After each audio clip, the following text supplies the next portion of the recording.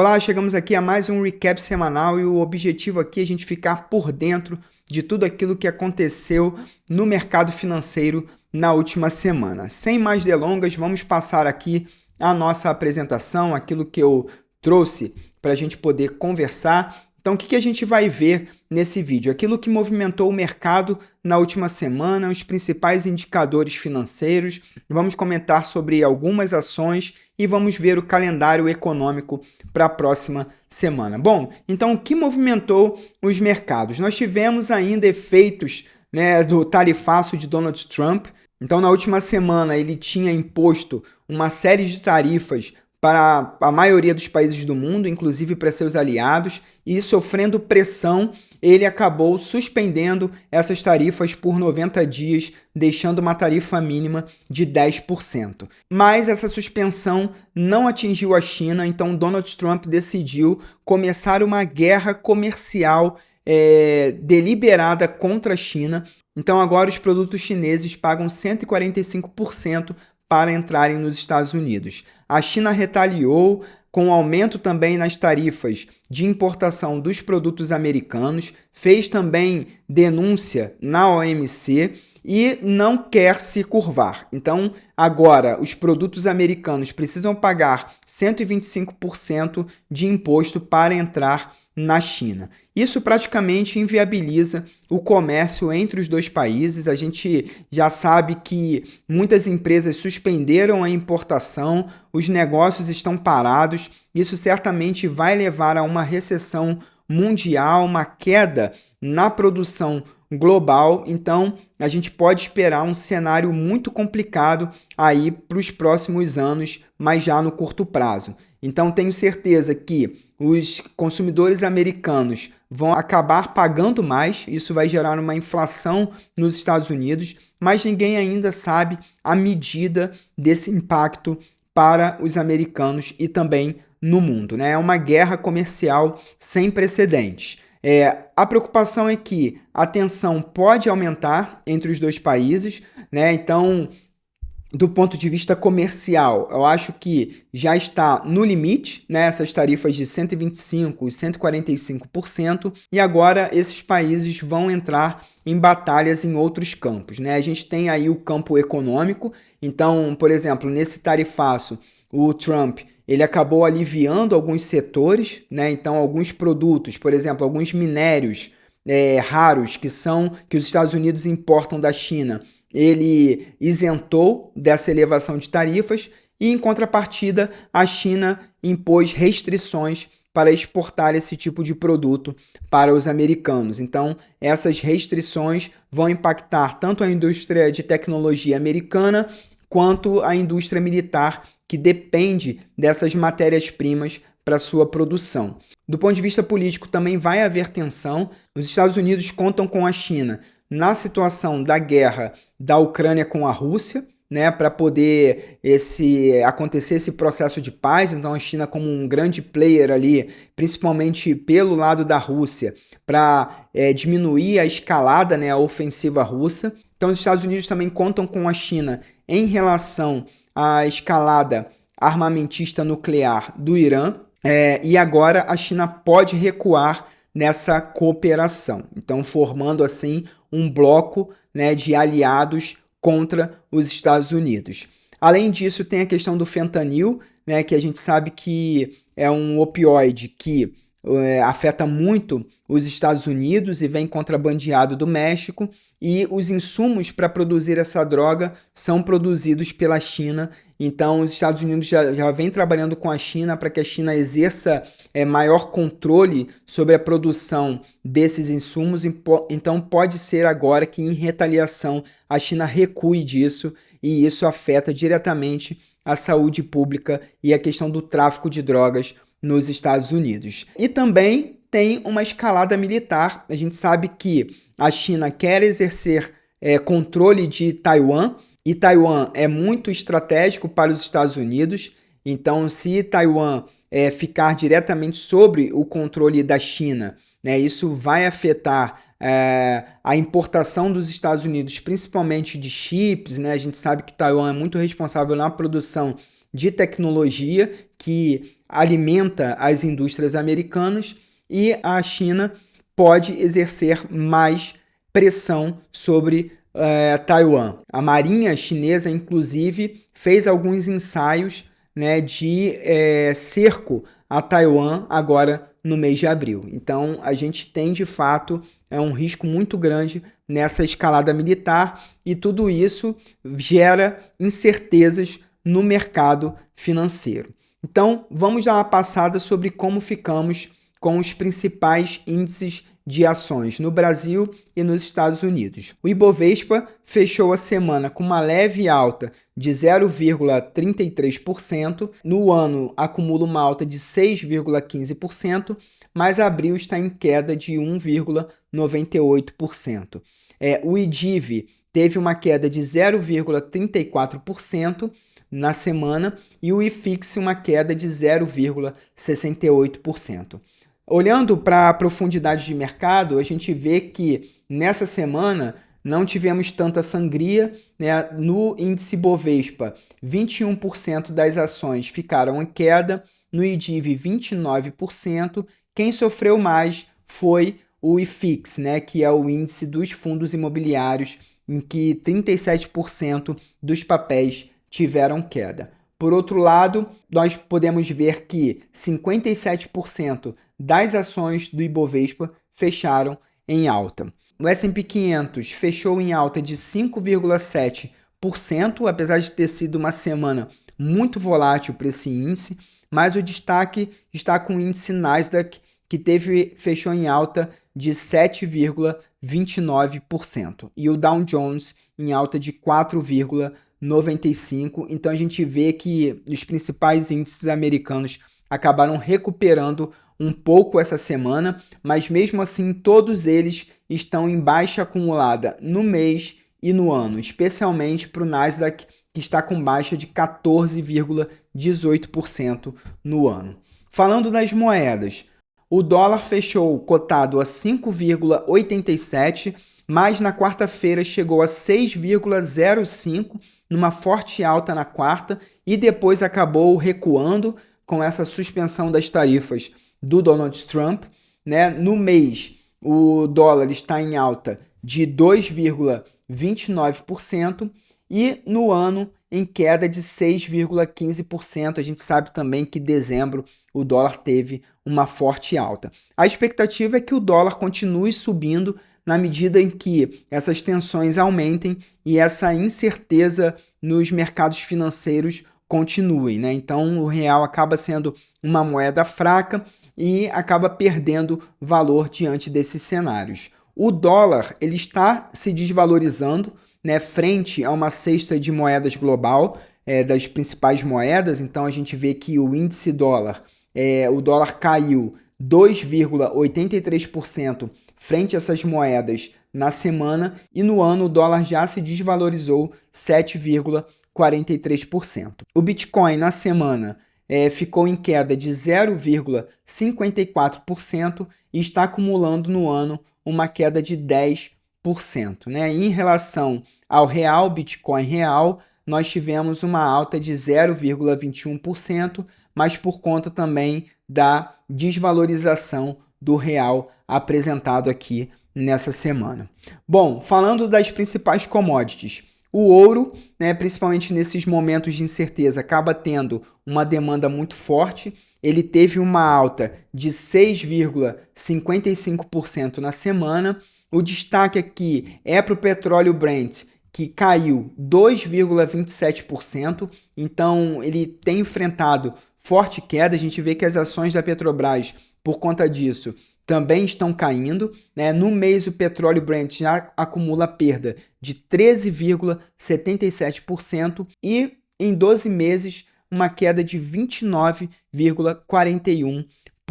Bom, o destaque fica para a soja, porque nós tivemos uma alta na semana de 6,73%, e é interessante porque a China pode suspender a compra de soja dos Estados Unidos, e isso inclusive afeta grandes estados produtores que são republicanos, e ela pode começar a demandar mais soja do Brasil. E a soja está em alta nos mercados globais, então aumentou 6,73% e isso favorece as exportações brasileiras. Por outro lado, no futuro do ferro, 62%, nós tivemos uma queda e ele vem enfrentando uma queda já acumulada de 3,69% no ano. Bom, vamos falar de juros e inflação.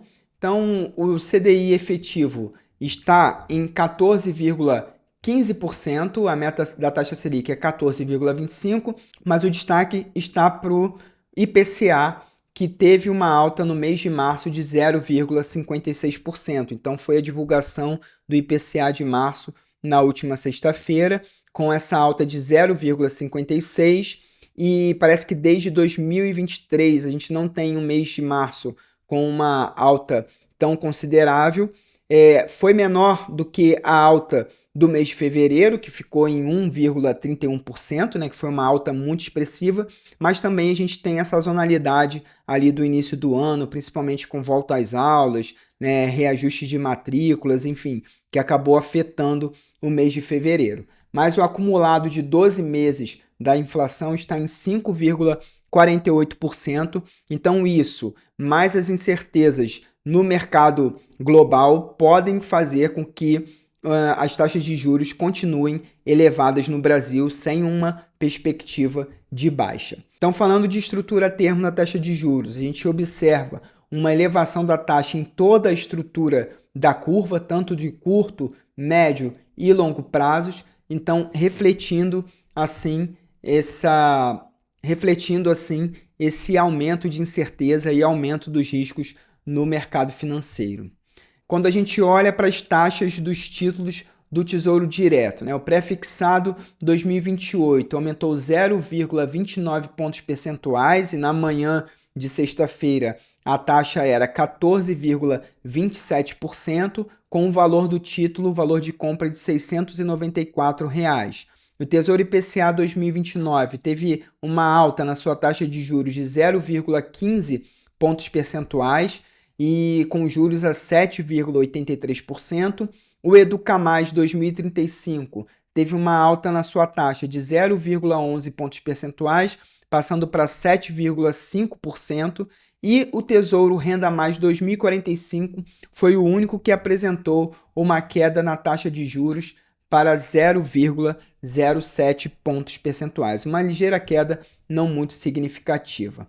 Agora vamos falar das ações do Ibovespa. A principal alta ficou por conta do Pão de Açúcar, com 18% de alta na semana, já vem acumulando 49% de alta no ano, e a maior queda fica por conta de Petrobras, com uma queda de 10% na semana, já no ano acumula 13,9%, e a gente sabe que isso é devido principalmente a essa crise mundial e a queda no preço do petróleo Brent.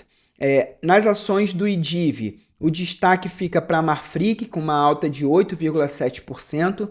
Isso se deve principalmente ao anúncio de uma venda de uma produtora de frango nos Estados Unidos, né, que é de propriedade da Marfrig. Ela deve vender por 3 bilhões de dólares, e isso vai servir para pagamento de dívidas, então para diminuir a alavancagem da Marfrig, e isso tem gerado uma alta considerável. No ano já temos uma alta de 18,4%. As maiores quedas do IDIV estão ali por conta dos dois papéis de Petrobras, ON com queda de 10,1% e as preferenciais com queda de 7,8%. Antes de passarmos para o calendário econômico, vamos dar uma olhada no gráfico das principais ações. Então, primeiro vamos falar aqui do Ibovespa. Eu queria só mostrar como que foi volátil essa semana. Nós tivemos aqui na quarta-feira, né, que foi o dia 9, nós tivemos uma alta do preço mínimo ao preço máximo. Nós tivemos uma variação de 4,6% dentro de um dia, apesar de que a semana, como a gente viu, fechou em 0,33%, mais ou menos. Nós tivemos uma semana com muita volatilidade, principalmente na quarta-feira. O mesmo aconteceu com o dólar, né? Mas obviamente em posição inversa. O dólar que vinha enfrentando. Aqui a gente está olhando a curva do dólar futuro. O dólar que teve uma forte alta ainda nos 2 primeiros dias da semana, né? E a alta aqui ficou mais ou menos em torno de 4,73% em 2 dias, mas teve uma forte queda na quarta-feira, caindo cerca de 4,39%, e esse foi um cenário realmente muito volátil. Falando de Petrobras, né, a gente tinha traçado aqui umas linhas de suporte e foi justamente onde o preço de Petrobras foi, né? A gente viu aqui esses gaps, né, seguidos aqui na última semana. A gente está olhando um gráfico diário de Petrobras, mas a gente teve aqui na semana passada fortes quedas, abertura com gap, ou seja, o preço abriu menor do que o fechamento do dia anterior e ele seguiu caindo até a terça-feira. Nós tivemos uma alta na quarta-feira do dia 9, né, quando o Trump suspendeu as tarifas, e mesmo com essa ligeira alta na sexta, Petrobras não conseguiu se recuperar muito e está nas mínimas aí. Então, para quem quer comprar, é uma grande oportunidade, né? Claro que a gente não sabe o que vai acontecer no futuro, se vai continuar caindo, porque espaço para queda sempre tem, inclusive essa região de preço aqui de 28,96, mas se você está posicionado em Petrobras, de repente com preço mais alto, é a oportunidade de ir fazendo um preço médio quando o papel vai alcançando esses preços mais baixos. Falando de Vale, nós tivemos uma recuperação depois, a partir do dia 9, né? Então, Vale também teve uma grande queda na semana retrasada e recuperou desde a última quarta-feira, mas chegou até essa mínima. A gente tinha traçado esse nível de suporte aqui de 48,91. Na terça-feira, ela chegou à mínima de 49,02, quase que a gente acerta aqui cravado esse ponto, mas simplesmente foi essa última mínima aqui. Como a pressão de venda era muito forte, era realmente muito provável que o preço chegasse aqui. Se você tivesse disposto a comprar, realmente era bom ter uma ordem de compra aqui. Se tivesse comprado nesse momento, teria tido um ganho de 9% em apenas 3 dias com essa operação da Vale. Falando de Itaú, Itaú está numa consolidação, né? A gente pode ver que está num movimento muito lateral de preços nessa região aqui entre 30 e 87, mais ou menos. A gente colocou uma linha aqui de 30 e 70, e essa linha de 32 e 27, talvez aqui a gente possa até elevar, né? Vamos colocar aqui onde se repetem esses pontos, entre 32 e 57. Então, é um momento de consolidação, talvez comprar aqui um pouquinho baixo em 30,82 seja interessante, né? Buscando essa alta aqui dentro desse range aqui de lateralidade, que dá mais ou menos uma alta de 5,28%. Vamos voltar aqui para a apresentação para a gente falar sobre calendário econômico. Então, essa semana é uma semana mais curta, né? Porque a gente tem o feriado da Paixão de Cristo na sexta-feira, isso para todos os países ocidentais. O que a gente tem de destaque na semana é que Estados Unidos, na segunda-feira, haverá vários discursos de membros do Fed, né? No dia 16, a gente vai ter o discurso do Powell, que é o presidente do Fed, né? E eles estão certamente avaliando esse risco de inflação nos Estados Unidos, então tá todo mundo esperando para ver como que o Fed vai reagir. Falando de China, na terça-feira, dia 15, eles anunciam os dados do PIB do primeiro trimestre, então como se comportou o PIB do primeiro trimestre. A China, na terça-feira, divulga os dados do PIB do primeiro trimestre. A Europa, no dia 17, na quinta, vai ter reuniões para a decisão de política monetária. Então é o primeiro bloco que vai decidir sua política monetária frente a essa guerra comercial. Então os investidores e os analistas também estão de olho nessa decisão. E em relação ao Brasil, no dia 15, na terça-feira, o governo vai entregar para o Congresso a proposta de orçamento de 2026. e que parece que prevê um superávit de 0,25%. Lembrando que o orçamento de 2025 previa equilíbrio, então seria um superávit de 0%, né? Nem déficit nem superávit, e agora parece que esse orçamento para 2026 já vai vir com um superávit de 0,25%. Era isso que eu queria compartilhar com vocês. Vamos continuar atento aos mercados financeiros, continue fazendo sua poupança para aproveitar as oportunidades de investimento, porque nesses momentos de volatilidade sempre surgem, tá bom? Coloque aqui seus comentários, sua opinião também sobre aquilo que eu falei aqui. Seria muito bom se a gente pudesse trocar bastante ideia aqui nesse espaço e formar uma comunidade que está aí atenta ao que acontece no mundo. E não se esqueça de se inscrever no canal e ativar as notificações para não perder nada por aqui. Um grande abraço e até o próximo vídeo.